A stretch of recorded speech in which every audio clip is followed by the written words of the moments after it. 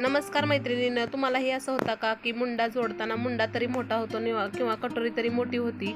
तर याच्यावर आपण नवीन उपाय घेऊन आलेला आहे. तर तुम्ही कशा प्रकारे ही जॉईंट करायची हे समजून घ्या आजच्या व्हिडिओमध्ये. ब्लाऊज शिवताना प्रॉब्लेम येत असेल तर नक्की करून बघा. तुमचा जर मुंडा आपण जेव्हा कटोरीला जॉईंट करत असतो तेव्हा कटोरी तरी मोठी होती किंवा मुंडा तरी मोठा होतो, असं का होतं? तर याचं एकच कारण आहे की कटोरी जर कटोरी मोठी होत असेल तर कटोरी आपण जी लावलेली आहे ती कटोरी जॉईंट करताना आपण जी कटोरीचा जो हा भाग आहे, जो जॉईंट करण्याचा जो भाग आहे तो ओढून घेत असतो. त्यामुळे आपली कटोरी जास्त होते आणि आपल्याला वाटतं की आपला ब्लाऊज चुकला. आणि जर मुंड्यामध्ये तसं होत असेल तर आपण मुंडा जास्त ताणून घेतला तर आपल्याला असं होत असतं. यासाठी आपण काय करायचं, ही कोणतंही कापड न ताणता घ्यायचं आहे आणि आपल्याला पूर्णपणे ही कटोरी जोडायची आहे. आता मी तुम्हाला हीच कटोरी कशा प्रकारे उसवून मी पुन्हा परत जोडणार आहे हे दाखवणार आहे. तुम्ही पाहू शकता, आता मी ही कटोरी जी आहे ती पूर्णपणे उसवून घेतलेली आहे. आता मी ही पूर्ण कटोरी तुम्हाला जोडून दाखवणार आहे. तर तुम्ही पाहू शकता, कटोरी जी आहे ती आपल्याला व्यवस्थित अशी उलट्या स्वरूपात मांडायची आहे आणि कोणत्याही प्रकारे कटोरीला हे कापड जे आपण जोडत असतो ते कोणत्याही प्रकारे ओढून घ्यायचं नाही.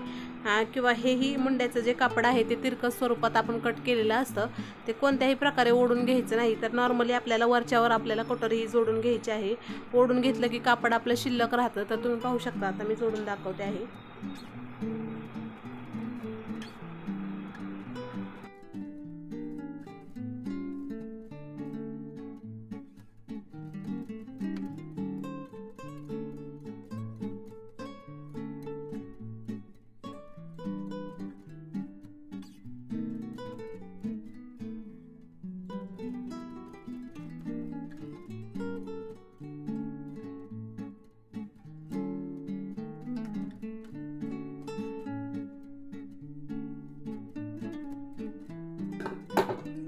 तुम्ही पाहू शकता कशा प्रकारे मी कटोरी जोडलेली आहे.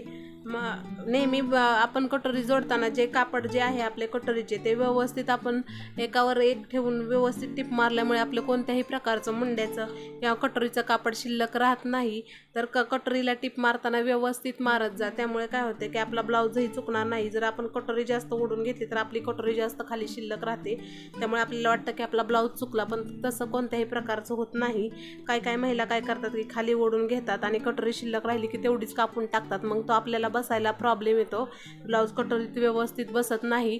त्यामुळे आपण कटोरी शिवताना नेहमी अशी ही ट्रिक वापरायची आहे. नेहमी सावकाशपणे आपण टिप मारून घ्यायची आहे. कोणत्याही प्रकारची ओढाताण करायची नाही.